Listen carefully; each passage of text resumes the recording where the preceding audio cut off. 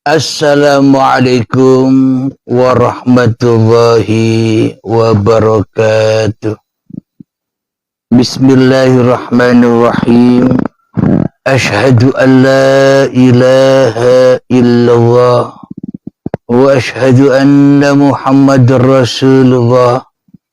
Allahumma salli ala sayyidina Muhammad wa ala ali sayyidina Muhammad. Rabbi syrah li sadari wa yassir li amri wahlul 'uqdatam min lisani yafqahu qawli. Amin. Bismillahirrahmanirrahim.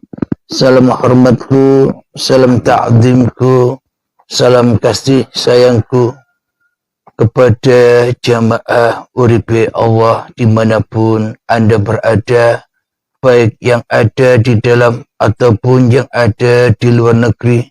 Semoga di hari Jumat subuh ini kita selalu mendapatkan syafaat, rahmat dan hidayah dari Allah Subhanahu wa ta'ala. Amin ya rabbal alamin. Sebelum kita awali kajian di subuh yang indah ini, marilah kita bersama-sama kemahkan di dalam nyawa, kemahkan di dalam jiwa, dan kemahkan di dalam hati, serta kemahkan di dalam ruh kalimat-kalimat thayyibah. Subhanallah walhamdulillah wa la ilaha illallah wallahu akbar wa la hawla wa la quwwata illa billahil aliyyil azim. Sadaqallahul azim. Mari kita lanjutkan tentang Nur Muhammad yang selama ini terabaikan. Terabaikan yang bagaimana? Selama ini seolah-olah perjalanan kita sebagai manusia, seolah-olah kita terhalusinasi, terimajinasi, terbayang-bayang dari pelajaran-pelajaran syariat saja.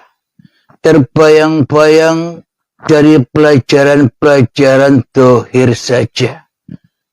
Terimajinasi dari pelajaran-pelajaran dongeng-dongeng badan-badan saja.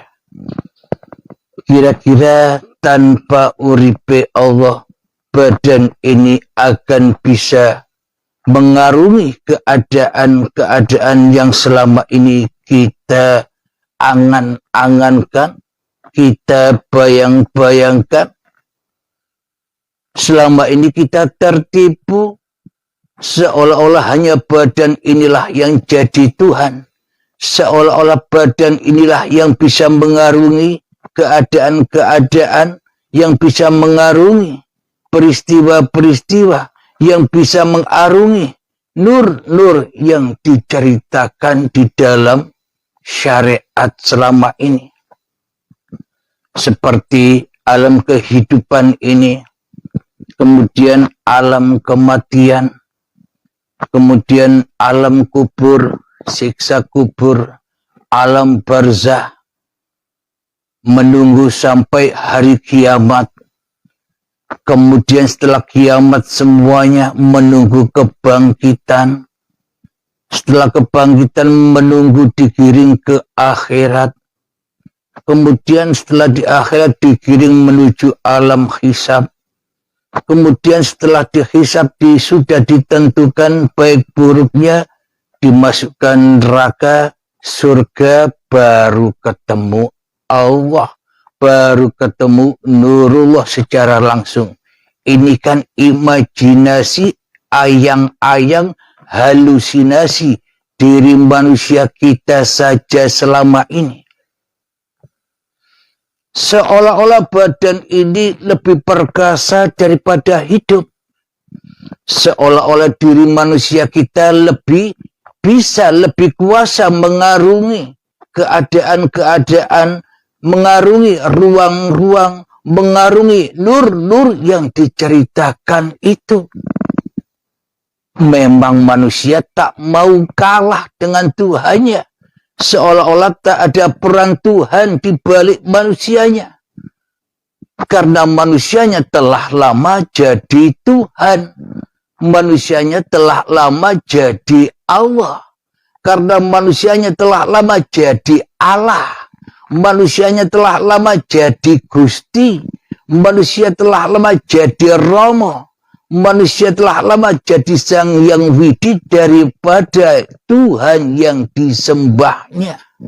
Karena selama ini hanya eto-eto iwai, imajinasi, halusinasi saja di dalam beragama dan menyembah, maka semua menjadi halusinasi semua. Jadi perjalanan-perjalanan itu seolah-olah itu besok terjadinya. Kematian, hari akhirat, Siratal Mustaqim itu besok. Kata iblis dan setan yang membisikkan di dalam hati kita. Kenapa? Karena nur selama ini sudah kita kuasai. Nurullah, Nur Muhammad sudah kita hak kuasai menjadi milik kita sendiri selama ini. Apa yang dimaksud Nurullah dan Nur Muhammad selama ini sudah kita kuasai, sudah kita hak miliki? Apa buktinya? Di dalam kehidupan ini buktinya bahwa kita adalah pemilik hidup kita sendiri. Kita adalah sebagai pemilik badan-badan kita sendiri. Itulah yang dimaksud kita selama ini menghakkuasai Nurullah dan Nur Muhammad menjadi milik iblis kita, menjadi milik setan kita, menjadi milik hawa nafsu kita selama ini. Bagaimana mungkin kita bisa menemukan Nurullah dan Nur Muhammad sementara kita yang jadi Tuhan selama ini? Ya, semuanya akhirnya halusinasi, imajinasi, tertipu dan tersesat jalannya menuju Tuhannya. Karena yang kita tuhankan selama ini bukan Allah, yang kita ikuti selama ini bukan Nur Muhammad, tapi yang kita ikuti selama ini adalah syaitan yang selalu membangkang, yang selalu sombong kepada Tuhannya. Coba kita resapi di dalam hati kita, seolah-olah semua peristiwa dan seolah-olah semua kejadian itu adalah kejadian dan peristiwa kita masing-masing manusia sendiri-sendiri.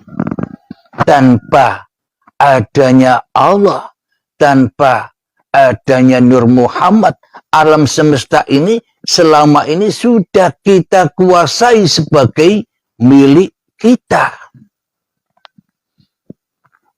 Apa buktinya alam semesta ini selama ini sudah kita hak miliki, sudah kita kuasai sebagai milik kita?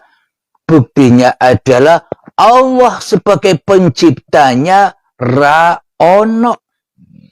Allah sebagai penciptanya Adam. Allah sebagai penciptanya Goib. Allah sebagai penciptanya Ra-nyata. Yang nyata, yang wujud, yang hidup, yang perkasa di dalam hati kita kan diri kita sendiri. Sebagai Tuhannya alam semesta ini. Seolah-olah hanya kitalah yang bisa menyaksikan segala sesuatu. Inilah tanda bukti bahwa kita selama ini merampas Nurullah dan merampas Nur Muhammad sebagai utusan. Sudah kita akui sebagai milik kita. Maka dari itu, butalah mata hati kita melewati keadaan-keadaan, butalah mata hati kita melewati ruang-ruang yang dikatakan, yang disangka-sangka besok adanya itu. Buta menghadapi ruang kematian, buta menghadapi ruang alam barzah, buta menghadapi ruang siksa kubur, buta menghadapi ruang hari kiamat, buta menjalani ruang hari kebangkitan, buta di dalam ruang hari akhirat, buta di dalam ruang yaumul hisab, buta di dalam ruang neraka, buta di dalam ruang siratal mustaqim, dan buta di dalam ruang surga dan bertemu Allah. Kita buta. Bagaimana mungkin bisa kita bertemu Allah sementara kita tak mau kalau kita tak jadi Allah? Bagaimana mungkin kita bisa bertemu Allah sementara kita tak mau meninggalkan kekuasaan, kewujudan, kehidupan di dalam hati kita ini sebagai hak milik Allah? Ya, bagaimana mungkin kita bisa menyembah dan mengabdi sementara kita menyembah dan mengabdinya kepada iblis dan setan saja selama ini? Itulah yang membuat kita buta melewati ruang-ruang itu. Jadi untuk bersyahadat kembali bertemu dengan Nurullah dan Nur Muhammad, maka melewati ruang-ruang itu jangan nanti tidak ada lagi.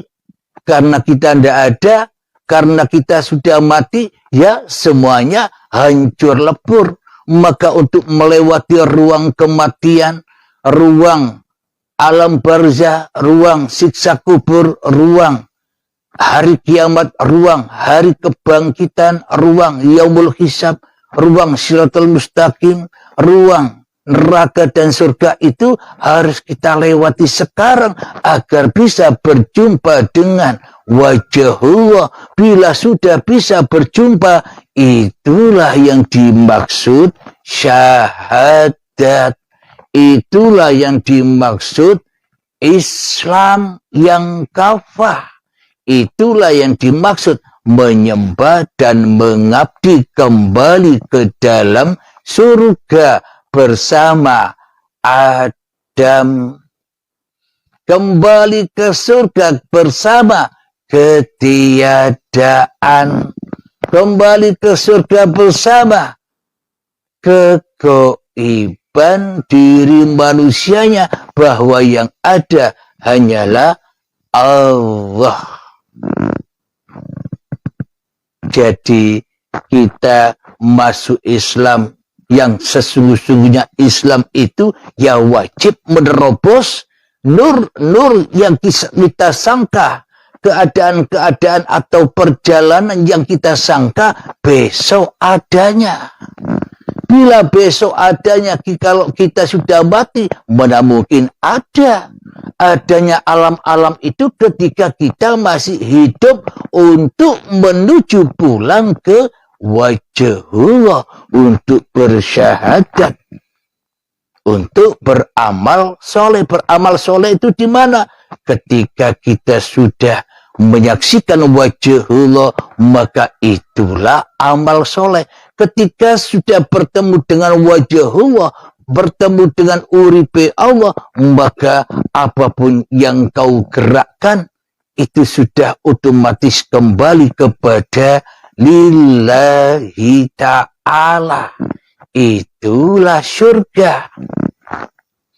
Bisa bersyahadat kepada Nurullah dan Nur Muhammadnya. Alhamdulillahirabbil alamin. Sebelum kita lanjutkan, marilah kita berlatih untuk mensunyi-sunyikan diri, menggelap-gelapkan diri, memati-matikan diri, menghancur-hancurkan diri, agar senantiasa kita bisa melesat melewati ruang-ruang itu menuju wajhullah. Bismillahirrahmanirrahim. Mengheningkan cipta, mulai, silakan.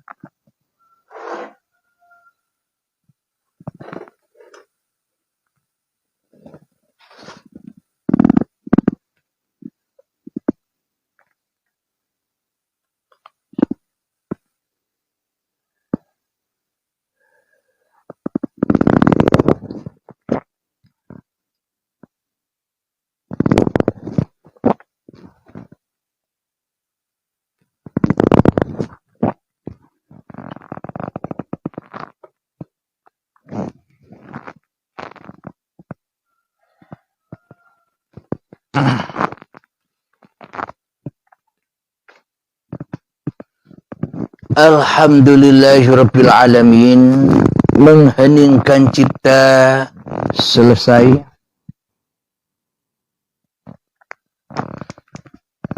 Bismillahirrahmanirrahim. Sekarang persiapkan hati Anda, diri Anda. Saya ajak mengarungi ruang-ruang itu. Saya ajak bersama melewati ruang-ruang itu agar dapat segera berjumpa dengan wajhullah. Bismillahirrahmanirrahim. Di dalam kehidupan ini ada kematian. Kematian versinya manusia. Apa kematian versinya manusia? Kematian badan-badannya. Itulah yang dianggap mati oleh manusia. Akan tetapi bagi Allah, bagi Sang Pencipta, kematian itu bukan matinya badan. Bagi Allah kematian adalah kematian jiwa manusia. Kematian hati manusia yang keras melebihi kerasnya batu. Kematian kesadaran manusia bahwa manusia selama ini tidak bertuhan kecuali mentuhankan hawa nafsune dewe.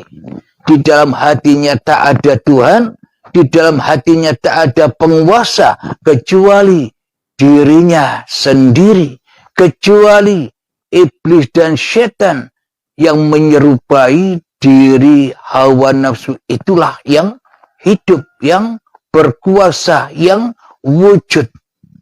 Itulah kematian itu. Jadi kita selama ini sudah mati, tapi kita tidak merasa mati karena kita selama ini hanya mengartikan atau memahami sebuah kematian hanyalah versi hawa nafsu saja, versi dohiriyah saja, versi syariat saja. Inilah kita sudah mengarungi keadaan atau ruang kematian. Selama ini hati kita buta akan Allah, akan tetapi hati kita dan mata lahir kita selama ini hanya melek dengan urusan-urusan yang selain Allah, urusan dunia, urusan bisnis, urusan ilmu, urusan amal, urusan ibadah, urusan kebanggaan, urusan kemuliaan, urusan-urusan tentang dunia. Itulah yang dimaksud kematian jiwa.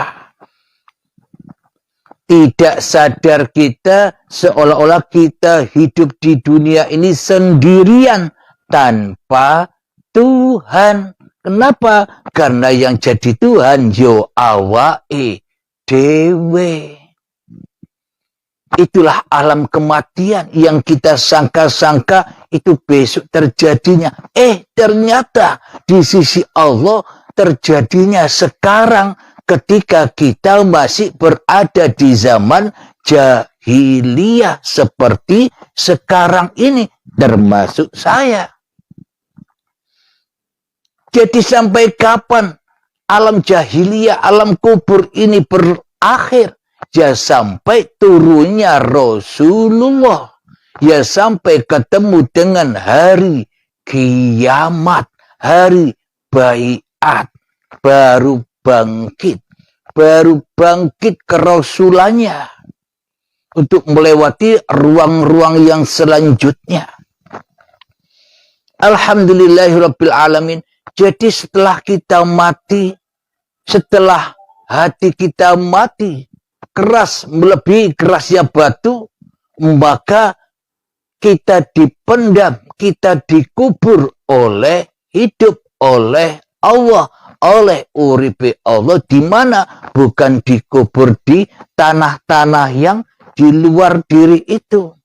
Tapi kita dikubur di dalam badan-badan kita sendiri yang dari tanah ini loh yang dimaksud tanah kuburan.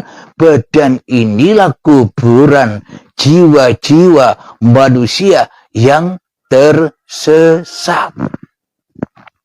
Akhirnya di dalam jiwa kita dimasukkan ke alam barzah. Alam apa? Alam penantian. Menantikan, menunggu hari kiamat tiba. Apa maknanya? Setelah hati kita mati, dipendam di dalam kuburan, maka setelah itu disiksa, diazab di dalamnya, karena kita tak ada iman, walaupun sebiji darah selama ini, kepada Tuhan yang telah menciptakan kita. Di dalam alam barzah, begitu dahsyatnya matahari sedepah, kadang berkeringat hingga menenggelamkan kedua mata kaki di alam barzah, di alam penantian. Kadang berkeringat saking panasnya sampai menenggelamkan kedua lutut. Saking panasnya di alam barzah, di alam penantian, sampai menenggelamkan sampai sepusar, sampai sedagu, bahkan menenggelamkan diri kita sendiri di alam barzah saking panasnya dari matahari yang katanya sedepah itu. Bila kita menganalisa arti itu sebuah, seolah-olah itu nanti kejadiannya. Bagaimana mungkin nanti? Sekarang inilah kejadiannya. Kenapa? Karena kita selama ini di dalam dunia ini cintanya hanya kepada hubbud dunya. Kita disiksa selalu oleh apa-apa yang kita cintai.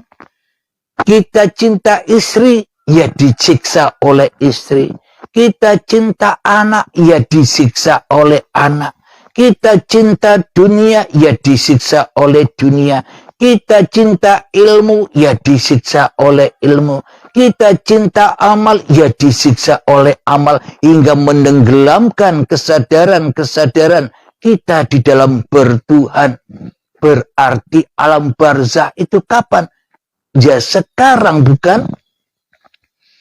Sehingga menenggelamkan kita, sehingga tidak menyadarkan kita bahwa kita selama ini telah lama tersesat dari jalan Tuhan.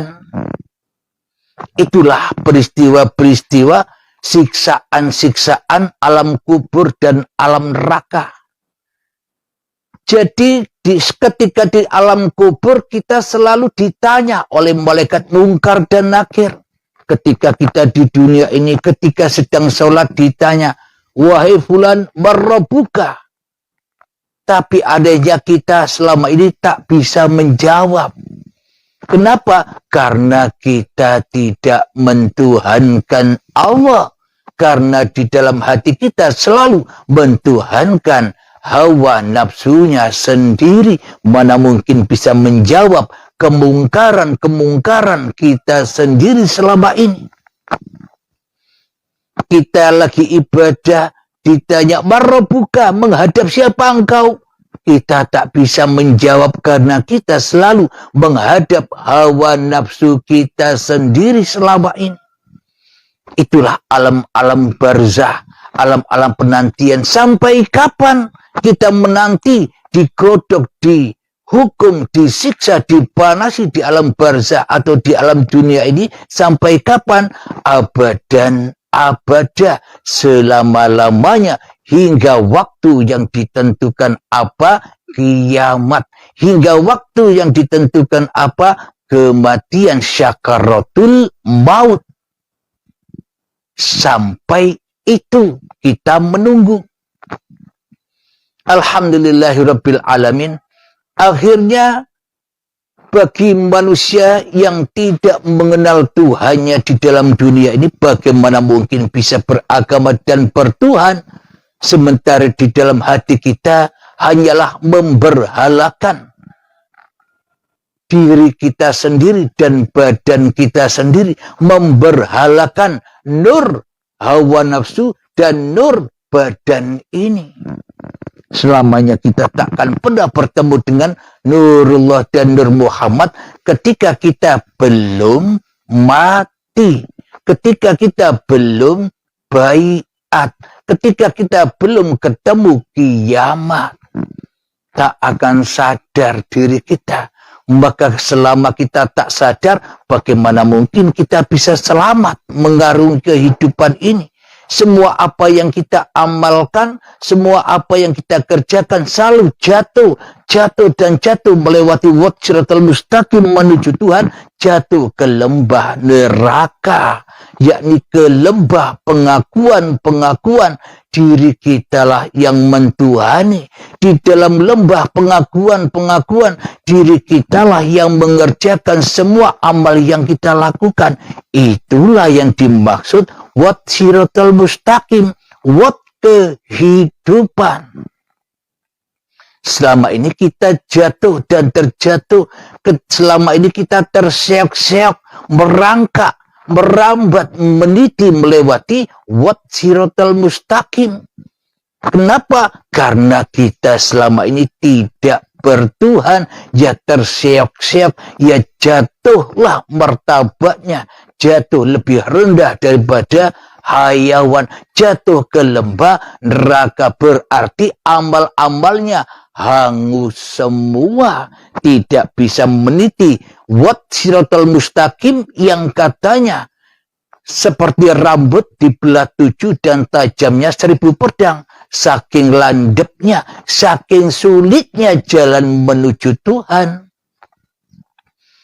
Jadi semua alam-alam itu sudah kita lalui, tapi kita tidak sadar. Kenapa? Karena yang kita pentingkan di dalam pelajaran di dunia ini hanya pelajaran syariat saja, hanya pelajaran badaniyah saja, hanyalah pelajaran halusinasi saja. Tanpa kita belajar tentang babagan jiwa, babagan diri, babagan uripe Allah, ya semua tak bisa lillah, akan tetapi kembali kepada iblis dan setan, yakni linafsi. Sekarang sudah jelas bukan? Hari kematian. Siapa yang tahu bahwa kita mati? Ya diri manusianya sendiri. Nanti kalau sudah berbaiat atau mati sebelum mati, akan tahu kapan matinya. Alhamdulillahirabbil alamin. Menunggu sampai kapan? Menunggu sampai baiat tiba. Menunggu hingga hati kita benar-benar bersungguh-sungguh menjada melewati pintu baiat atau melewati pintu kematian. Kalau kita sudah melewati pintu kematian, itulah yang dimaksud akhir zaman. Itulah yang dimaksud hari kiamat. Kiamatnya nur manusianya dan kiamatnya nur jasad manusianya. Hancur leburnya langit dan bumi serta seisinya.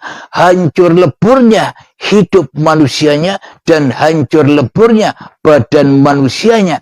Hancur lebur kembali kepada inna lillahi wa inna ilaihi roji'un, kembali kepada Tuhannya.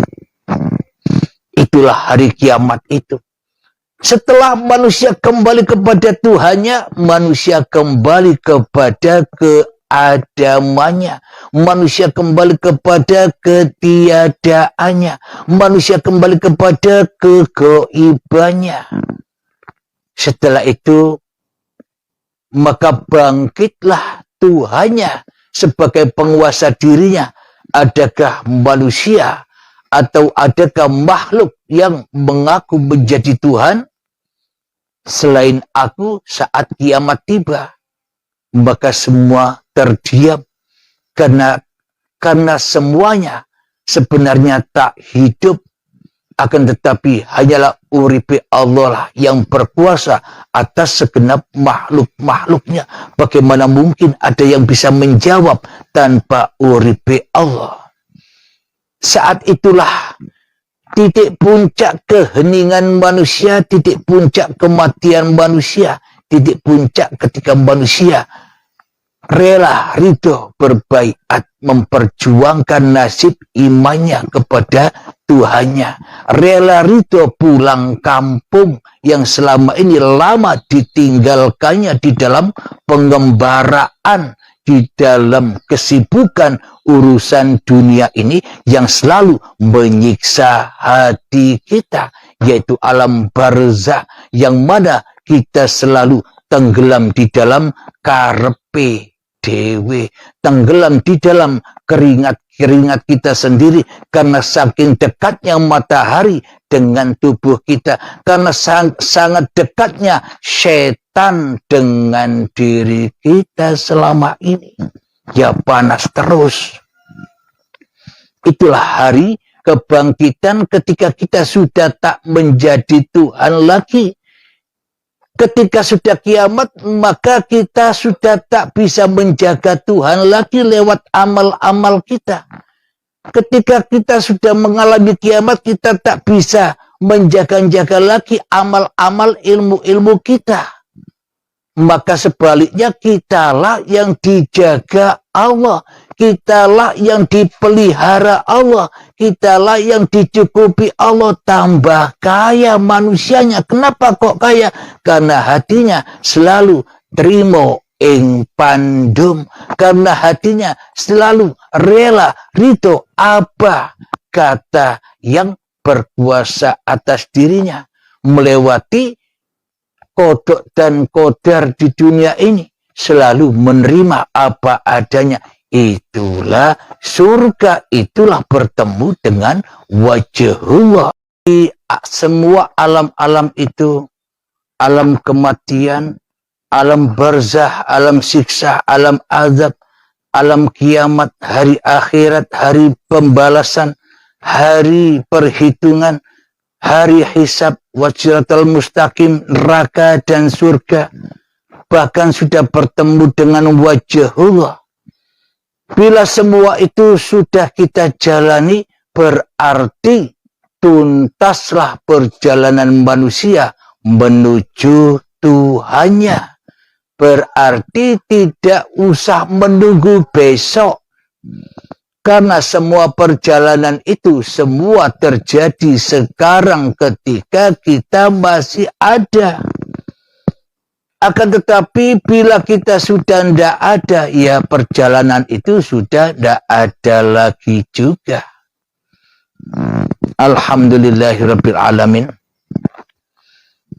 Semoga saya khususnya dan semoga kita semua senantiasa diberi kepahaman oleh Allah Subhanahu wa taala agar kita selalu mengembalikan hak-hak cipta Allah, mengembalikan nurullah dan nur Muhammad kepada yang berhak. Alhamdulillahirabbil alamin. Marilah kita akhiri dengan kembahkan membaca selawat dari Mintahul Bala. Allahumma salli ala sayyidina Muhammad wa asghilil zalimin bil zalimin